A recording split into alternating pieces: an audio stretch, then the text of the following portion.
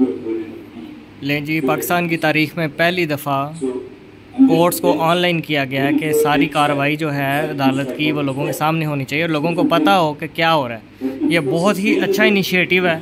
देखिए, मैं घर बैठा हुआ ये सारी कार्रवाई देख सकता हूँ।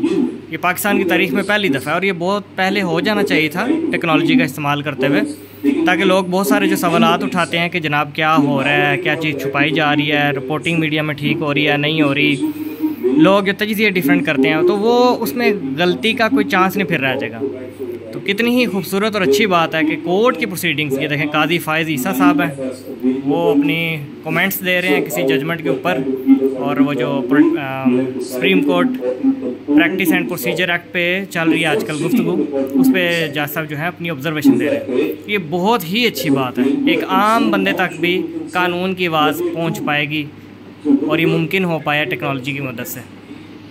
इधर मैं ये भी बात बताता चलूँ कि जो नए वकील हैं जिन्होंने अभी प्रैक्टिस का आगाज़ किया है, उनके लिए सुप्रीम कोर्ट और हाई कोर्ट की प्रोसीडिंग्स जो होती थी ना, एक इमेजिनरी होती थी, क्योंकि उनकी अप्रोच नहीं थी होती। स्पेशली जो लाहौर में नहीं प्रैक्टिस कर रहे, जो इस्लामाबाद में नहीं कर रहे, जिनके शहरों में बेंचेस नहीं हैं सुप्रीम कोर्ट या हाई कोर्ट के, तो उनको बहुत ही अच्छी अपॉर्चुनिटी है कि इन कोर्ट प्रोसीडिंग्स को सुना करें, समझें जजेस कैसे सवालों जवाब करते हैं, किन नुकात के ऊपर करते हैं, कानून क्या होता है, बहस कैसे होती है, सुप्रीम कोर्ट के वकला कैसे पेश होते हैं अदालत में, जजेस कोई क्वेश्चन करते हैं तो काउंटर आर्ग्यूमेंट जवाब कैसे दिया जाता है। इस तरीके से आपको बेहतरीन वकला की बेहतरीन आर्ग्यूमेंट सुनने का मौका मिलेगा और इसका फ़ायदा उठाएं।